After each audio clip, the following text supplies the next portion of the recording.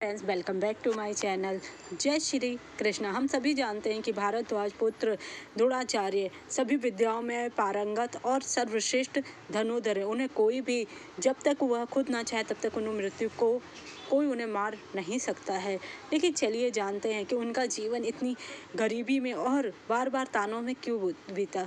जब वह युवा हुए, अपने मित्र के पास, द्रुपद के पास गए। द्रुपद ने उनका अपमान किया। फिर वह हस्तिनापुर आए, हस्तिनापुर के गुरु बने और अपनी गुरु दक्षिणा में पांडव और कौरवों से द्रुपद को मारा, जिसमें पांडवों ने उन्हें द्रुपद सौंप दिया। उसके बाद उन्होंने द्रुपद को आधा राज्य दे दिया। उसके बाद भी द्रुपद के मन में उनसे प्रतिशोध लेने की इच्छा रही।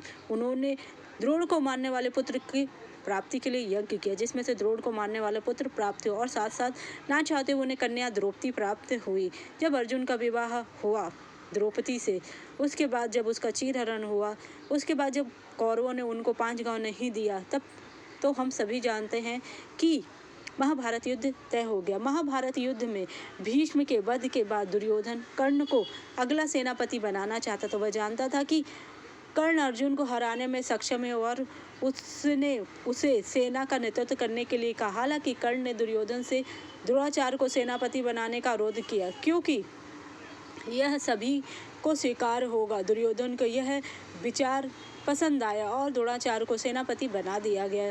कौरव सेना में नई जान आ गई, क्योंकि उन्हें विश्वास था कि वीर गुरु उन्हें विजय दिलाएंगे। कर्ण ने द्रोणाचार्य के नेतृत्व में युद्ध न करने की प्रतिज्ञा की थी, इसलिए वह युद्ध क्षेत्र छोड़कर चला गया। लेकिन द्रोणाचार्य ने उसे सभी द्वेष भुलाकर अपने मित्र दुर्योधन के लिए युद्ध में शामिल होने का अनुरोध किया। सभी की खुशी के लिए कर्ण मान गया और युद्ध में शामिल हो गया। दुर्योधन जानता था कि द्रोणाचार्य कभी भी पांडवों में से किसी को नहीं मारेंगे, इसलिए उसने उनसे युधिष्ठिर को जीवित पकड़ लाने के लिए द्रोणाचार्य ने इस आदेश का पालन करने में कोई संकोच नहीं किया और इस उद्देश्य को पूरा करने के लिए सेना को पुनर्व्यवस्थित किया।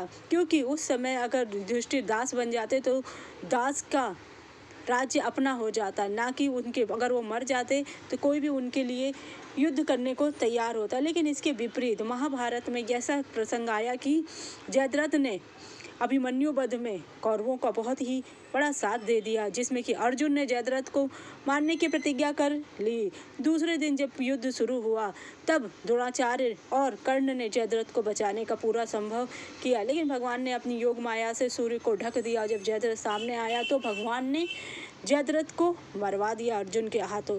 इससे दुखी होकर दुर्योधन बहुत गुस्से में गुरु द्रोणाचार्य के पास गया, क्योंकि उसे दुर्योधन ने द्रोणाचार्य को याद दिलाई कि उनकी शिक्षा से ही धृष्टद्युम्न जो द्रोण का वध करने जन्मा है, इतनी बड़ी सेना खड़ी की है। दुर्योधन को लगता था कि गुरु द्रोणाचार्य अर्जुन को अपना प्रिय शिष्य मानते, इसलिए वे युद्ध में उसे बंदी नहीं बनाना चाहते। जब अर्जुन ने सिंधु नरेश जयद्रथ की रक्षा कर रहे द्रोणाचार्य के व्यूह को तोड़ दिया, तब दुर्योधन ने गुस्से में कहा कि यह आपका आश्रम नहीं है, यह रणभूमि। यहाँ युद्ध की मर्यादा पर बहस नहीं, बल्कि जयद्रथ की रक्षा करनी होगी।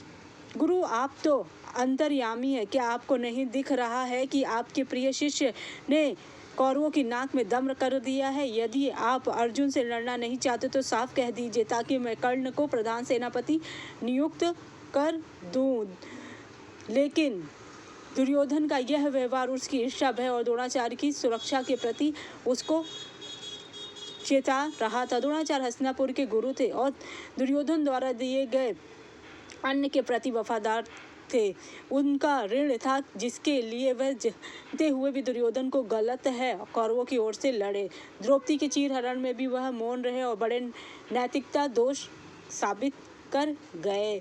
अपने पुत्र अश्वत्थामा के प्रति अति स्नेह और उसे हस्तिनापुर में उच्च पद दिलाने की लालसा ने उन्हें धर्म के मार्ग से विचलित कर दिया था। आर्य ने शांत स्वर में उत्तर दिया कि अर्जुन कोई साधारण मनुष्य नहीं, उसे हरा पाना यह कोई जुआ नहीं है जिससे शकुनी की तरह छल से जीता जा सके। उन्होंने याद दिलाया कि उन्होंने स्वयं द्रोण को भेद कर जयद्रथ तक पहुँचने से नहीं रोका, बल्कि योद्धाओं की विफलता की दुर्योधन के कटु वचनों से दुखी होकर द्रोणाचार्य ने घोषणा की कि वह अपने कवच नहीं उतारेंगे और अगले दिन पांडवों को नष्ट करने के लिए निर्णय किया। द्रोणाचार्य ने नर नारायण को हराने की अपनी अजय स्वीकार की और अश्वत्थामा के साथ सलाह के बाद उन्हें दुर्योधन को अपनी अंतिम युद्ध योजना बनाई। इस संवाद के बाद द्रोणाचार्य ने युद्ध में भारी तबाही मचाई, लेकिन अंततः वह इसके बावजूद भी युद्ध ना जीत सके, अगर धृष्टद्युम्न के द्वारा मारे गए। जय श्री कृष्णा।